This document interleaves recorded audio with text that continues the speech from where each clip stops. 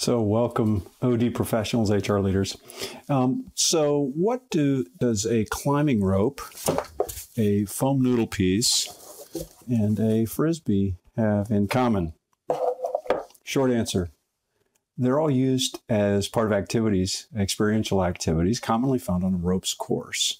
I was in Utica, Mississippi this past week, enjoying and leading a Train the Trainer for their new challenge course facilitators. And it was a joy to be out there. And one of the things that I remembered again is the power that's inherent in a great experiential activity that is well debriefed. That's one of the skills that I was teaching this group. And what I hope to do today is give you a model and a little bit of insight into how to debrief experiential activities more effectively than perhaps you're doing right now. It's not a hard skill to master. It does take practice. But if you've got a sense in your head of how a good debrief should go, you should be able to lead much more effective conversations so that your people actually really learn from the experience. So with that, we'll shift over and I'll show you a model on the computer and we'll begin to talk about the experiential learning cycle. Let's dive in.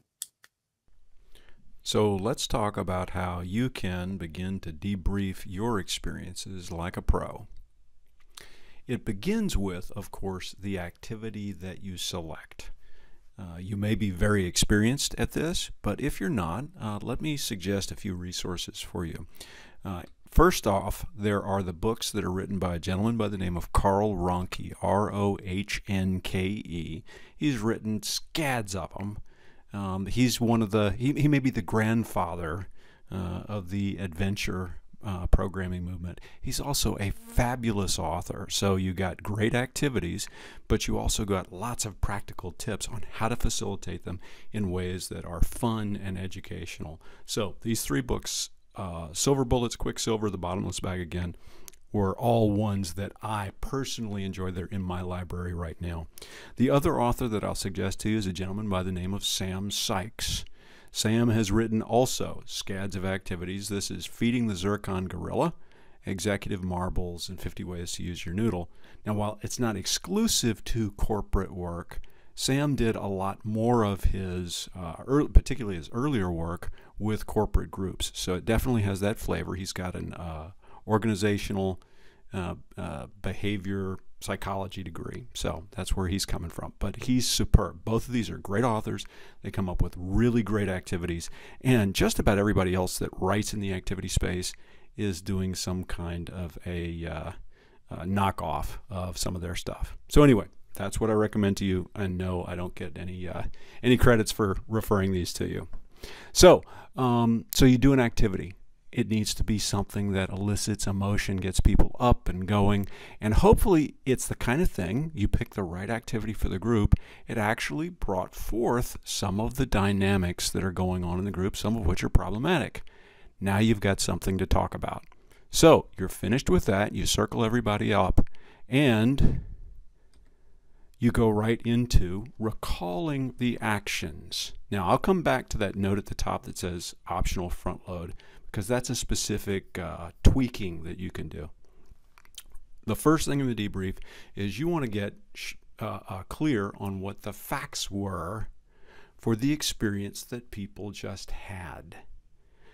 Realizing that just because one person really enjoyed it, got a lot of it, doesn't mean everybody did. So we're recalling what went on and what were the steps by which, let's say we did an activity that was very successful for us. We were juggling. We did one called group juggle. It's a standard. And we managed to get all of these balls thrown through the air. They're all flying at once, and we're not dropping any of them. And we did it after successive rounds by really communicating well with one another, by pausing and waiting and signaling to one another. So it was very successful. So the first thing we do in recall actions is ask, so how'd they go? And why don't we talk through the kind of the stages that the group went through in their experience? So you're using open questions to elicit from people the facts. You want to highlight kind of the different shifts that happened in the group. So it maybe started off and it was a bit frantic, and then an important shift for the group was when somebody said, hey, wait, let's slow down. Let's see if we can get a plan. So all you're doing as they're recounting what happened, you're just highlighting where the significant changes were. Once you have it out and you've got a sense that, yes, we've talked about what it was for us, then we can talk about, so what were the dynamics? What about how the group worked as a group made us successful? So oftentimes you'll put it out there and someone will respond, teamwork or communication. And of course, those are probably correct at some level, but you can't do much with it. So you need to dig down into it and find out, what is it about teamwork or communication or cooperation that really made the group successful. Now, you'll be discussing that. I can't tell you how long the discuss dynamics phase goes on, because it really depends upon A, the group, and B, the experience that they have. But at some point, you'll start to get a sense that for this group, the most important dynamic was shared leadership, for example. That we were able to listen to one another, but then it passed, and one person was the leader at one point and another person at another point, and that was really what made the group successful. So here's your turning point in the debrief. This is where you just underline that. And you say something like, so this experience was about shared leadership for this group. Is that what I'm hearing? And if you've been listening well, everybody will be just nodding your heads. They'll be saying, yeah, that is the key dynamic in our experience. So then now we're ready to move forward. So where else do we see leadership being shared or not in our real world in quotes, work or life? If it's a school group, where do we see it at school? But so forth. So where do we see that? And you'll get people talking about, wow, when we have project teams, that's something that I think we really ought to do more of, but we don't. It's very rigid here, and we always have one. So people very readily start transferring over, and they'll be seeing that dynamic or its absence in their work environment. So as they identify that, then you're ready to say, so our learning was really that was key, and our ability to move back and forth and to pass that leadership baton one to another was key. So how can we make that happen back in our work environment? What specifically will we do to create, to share leadership more often within our groups so that we are more successful? Now, the two things that I haven't shown you, and basically that completes the loop. They've gone from an experience where they were tossing balls in a conference room to talk, and it was fun, and they saw some things that were cool, and so now they've talked about it, and they've identified different dynamics that worked, and now they see those dynamics at play in their work environment, and they're walking away with a plan. That is the experiential learning cycle. That is, done well, how people learn from experience, how you help them learn from what they just did. The two things I need to point out is something called a front load.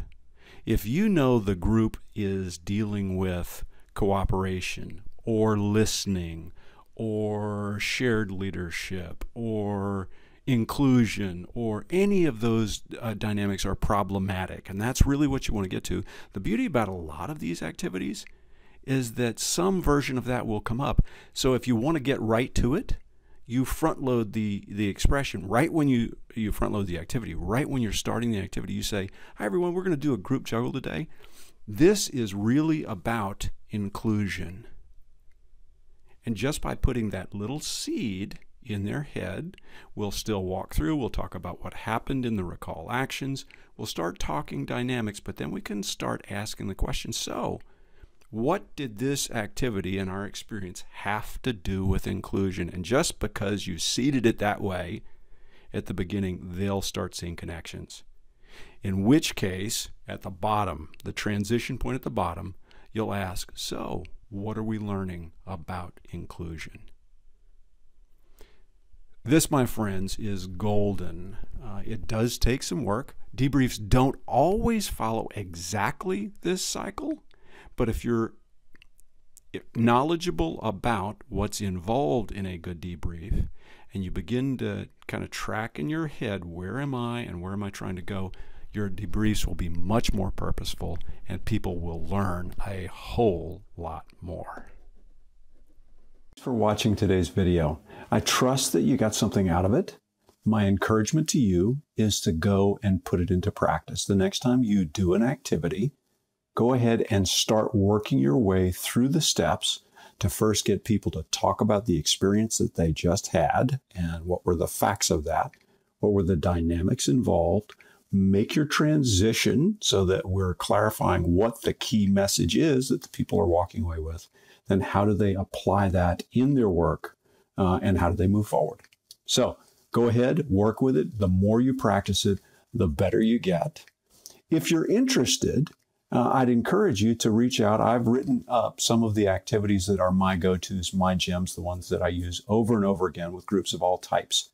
If you'd like my facilitator notes to myself, please reach out, request those in the comments, and I will send you that as my gift.